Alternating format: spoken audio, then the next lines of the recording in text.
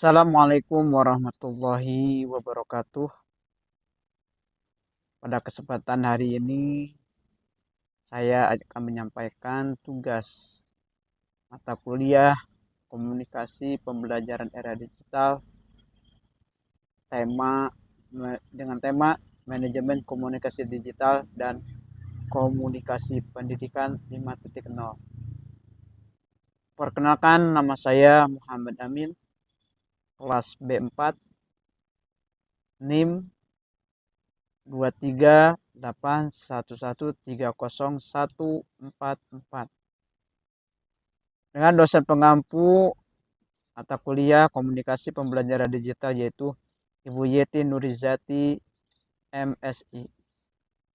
Konsep dasar manajemen komunikasi digital. Menurut George Terry, manajemen adalah proses perencanaan atau planning, pengorganisasian, organizing, pelaksanaan, actuating, pengawasan, controlling untuk mencapai tujuan tertentu secara efektif dan efisien. Komunikasi digital adalah proses penyampaian pesan menggunakan media berbasis teknologi digital dan internet seperti contoh WhatsApp, Zoom, Google Meet, email, learning management system atau LSM, media sosial. Karakteristik komunikasi digital itu cepat, interaktif, real time, berbasis jaringan internet tanpa batas ruang dan waktu. Manajemen komunikasi digital adalah proses mengelola komunikasi berbasis teknologi digital agar penyampaian informasi berjalan meliputi efektif, efisien, terstruktur, dan tepat sasaran. Tujuan dan fungsi manajemen komunikasi digital.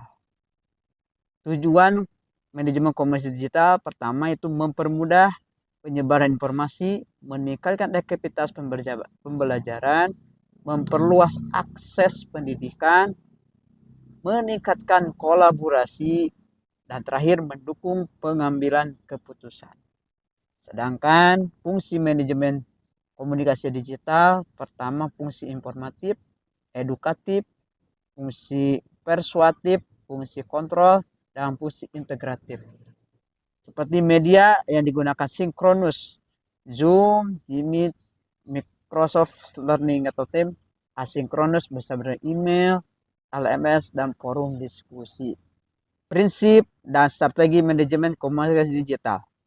Prinsip manajemen komunikasi digital, pertama, kejelasan pesan, artinya mudah dipahami. Yang kedua, efisiensi hemat waktu dan tenaga. Yang ketiga, responsif, artinya cepat menanggapi, mudah ditanggapi oleh orang lain. Keempat, yaitu etika digital, bahasa sopan dan bertanggung jawab dalam menggunakan digital. Yang terakhir, kelima, yaitu keamanan informasi, yakni melindungi data pengguna digital tersebut. Strategi manajemen komunikasi digital, pertama, perencanaan komunikasi, menentukan tujuan, media, sasaran, jadwal komunikasi. Yang kedua, pemilihan platform yang digunakan sesuai media dan kebutuhan pembelajaran. Yang ketiga, pengelolaan konten yang menarik, interaktif, dan mudah dipahami. Yang keempat, monitoring dan evaluasi menilai efektivitas komunikasi digital yang digunakan. Pendidikan 5.0. Pengertian dari pendidikan 5.0 adalah konsep pendidikan yang berpusat pada manusia, memanfaatkan teknologi cerdas, menekankan kreativitas, kolaborasi, karakter, pemecahan masalah sosial. Konsep ini berkembang dari Society 5.0 yang pertama kali diperkenalkan di Jepang. Pendidikan 5.0, pengertian dari pendidikan 5.0 adalah konsep pendidikan yang berpusat pada manusia, memanfaatkan teknologi cerdas, menekankan kreativitas, kolaborasi, karakter, pemecahan masalah sosial. Konsep ini berkembang dari Society 5.0 yang pertama kali diperkenalkan di Jepang. Perbedaan pendidikan 4.0 dan 5.0. Pada pendidikan 4.0 yaitu fokus pada teknologi, otomatisasi, digitalisasi alat sebagai IA sebagai alat kompetensi teknis. Sedangkan pendidikan 5.0 yaitu fokus manusia dan teknologi. Yang kedua, humanisasi teknologi. Yang ketiga, keseimbangan teknologi dan nilai. Yang keempat, EA sebagai pendukung manusia. Yang kelima yaitu kompetensi teknis dan karakter. Karakteristik pendidikan 5.0 itu human center, technology integrated, creativity and innovation, critical thinking, collaboration, dan problem solving. Sedangkan kompetensi pendidikan limiting itu critical thinking, creativity, collaboration, communication, dan computational thinking.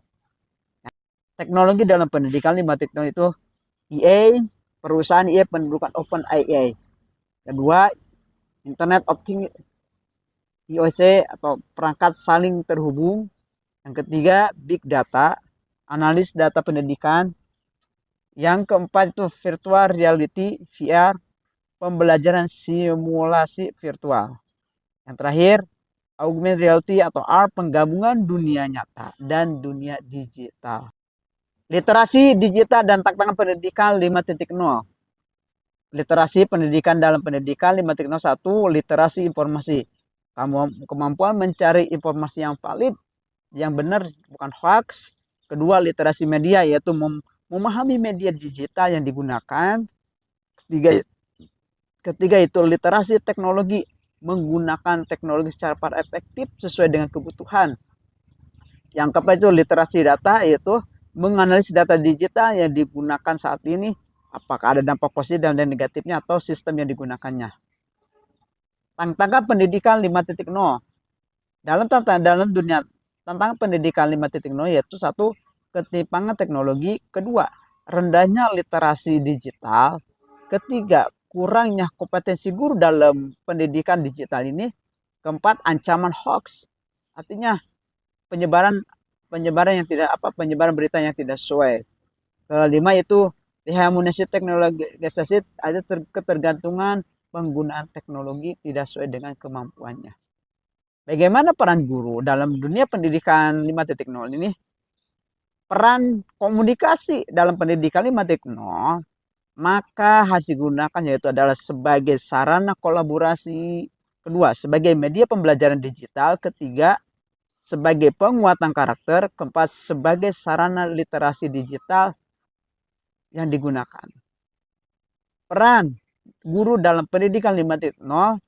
Pertama, sebagai fasilitator, motivator, mentor, inovator, pembimbing karakter kepada siswa dalam menggunakan digital. Yang kelima, guru harus memiliki literasi digital, kreativitas, kemampuan teknologi dan komunikasi yang digunakan dalam pendidikan, terutama digital atau alat yang digunakan. Bagaimana solusi strategi implementasi ini kita gunakan? Solusinya kita sebagai guru, 1. Pelatihan guru, penguatan kompetensi digital. Terus keduanya itu penguatan infrastruktur, pemerataan akses internet yang digunakan dalam dunia pendidikan. Ketiga itu pengembangan, artinya kurikulum digital, kurikulum berbasis teknologi dan karakter harus dikembangkan sesuai dengan kebutuhannya. Keempat, penguatan etika digital, pendidikan karakter digital. Anak diajarkan bagaimana menggunakan digital sesuai dengan kebutuhannya dan sesuai dengan pembelajaran. Terakhir, kolaborasi multi stakeholder, yaitu kerjasama baik sekolah, pemerintah, masyarakat, dan industri dalam penggunaan digital sampai saat ini. Model komunikasi pendidikan 5.0. Pertama, student center learning. Kedua, collaborative learning. Ketiga, hybrid learning. Keempat, personalized learning. Contoh implementasi penggunaan komunikasi pendidikan 5.1 di sekolah dan perguruan tinggi. Pertama yaitu penggunaan LMS seperti GCR atau Moodle. Kedua, pembelajaran hybrid, daring dan luring. Ketiga, evaluasi digital seperti Google Form, CBT atau EA Assessment. Yang terakhir, keempat, yaitu penggunaan media sosial seperti YouTube, Instagram edukasi, podcast pembelajaran. Demikianlah yang saya sampaikan. Terima kasih. Assalamualaikum warahmatullahi wabarakatuh.